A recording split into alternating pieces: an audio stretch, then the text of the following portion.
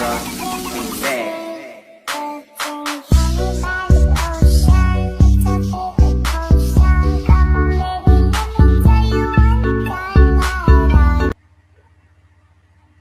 warahmatullahi wabarakatuh. Perkenalkan, nama saya Abdul Rahim dari Fakultas Pertanian, Prodi Agribisnis Universitas Muhammadiyah Jember. Di video kali ini saya akan menjelaskan tentang ketahanan pangan di saat pandemi. Sebelumnya kita harus mengetahui apa yang dimaksud dengan ketahanan pangan. Ketahanan pangan merupakan kebutuhan dasar utama bagi manusia yang harus dipenuhi setiap saat. Hak untuk memperoleh pangan merupakan salah satu hak asasi manusia. Yang selanjutnya yaitu pembangunan ketahanan pangan, ada 3 landasan. Yang pertama, akses pangan yang cukup dan bergizi. Itu merupakan salah satu pemenuhan hak asasi manusia. Dan yang kedua, konsumsi pangan dan gizi yang cukup. Ini juga pemenuhan hak asasi manusia. Dan yang ketiga yaitu ketahanan pangan, yang merupakan basis bagi ketahanan ekonomi, bahkan bagi ketahanan nasional.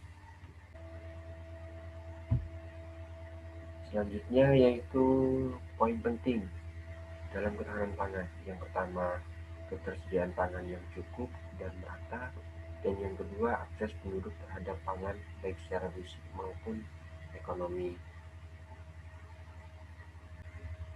Selanjutnya, permasalahan di saat pandemi.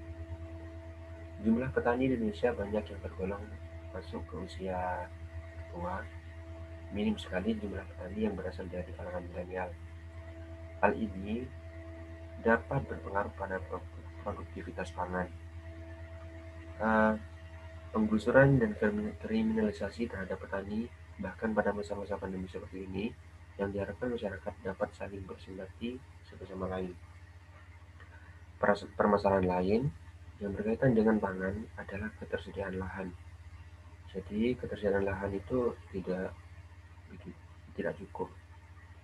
Dan lahan pertanian kerap kali dialihfungsikan untuk keperluan tambang dan lainnya, yang mengakibatkan lahan untuk bertani menjadi semakin sempit. Bahkan lahan pertanian menjadi rusak, tercemar oleh limbah-limbah dari tambang maupun pabrik. Ini permasalahannya. Dan selanjutnya, produktivitas pangan di saat pandemi.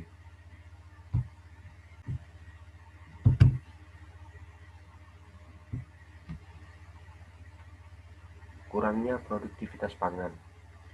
Sarana untuk melakukan distribusi pangan menjadi terbatas sehingga terjadi kurangnya produktivitas pangan. Selain itu, dengan pola hidup masyarakat yang berubah, otomatis permintaan masyarakat sebagai konsumen pangan juga berubah. Hal ini dapat mengakibatkan perubahan harga-harga pada produk pangan. Salah satu contoh, ketika kebanyakan restoran dan kafe-kafe ditutup, maka permintaan bahan pangan pun menurun. Akhirnya, bahan pangan yang sudah terlanjur diproduksi dan jumlah besar mengalami penurunan nilai jual. Banyaknya UKM yang akhirnya harus gulung tikar di tengah situasi pandemi, serta banyak pekerja yang dirumahkan, juga berpengaruh pada akses ekonomi masyarakat terhadap pangan, di mana daya beli yang dimiliki masyarakat pun menurun.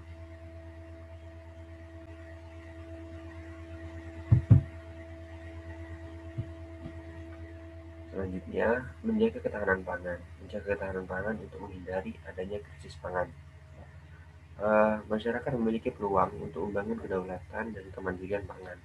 Masyarakat cenderung menjadi lebih kreatif dan bisa berkreasi untuk mengakali situasi yang ada di saat pandemi. Masyarakat diharapkan memiliki kesadaran untuk melakukan penanaman mandiri minimal untuk memenuhi kebutuhan pangan sendiri. Mengambil langkah dalam mencegah terjadinya krisis pangan agar para petani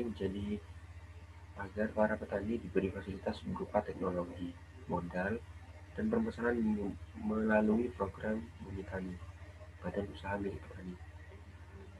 Pertanian lokal dan lumbung pangan di tiap wilayah harus dihidupkan kembali untuk membangun nasionalisme. Selain itu, pemerintah juga dianggap perlu untuk memetakan potensi-potensi pertanian yang ada, melakukan stabilisasi harga pangan, melakukan konsolidasi terkait lahan pertanian, dan juga membuat regulasi-regulasi yang berkaitan dengan permasalahan pangan yang ada. Oke, mungkin itu aja video yang menjelaskan tentang ketahanan pangan di saat pandemi. Kurang lebihnya, mohon maaf ya. Assalamualaikum warahmatullahi wabarakatuh.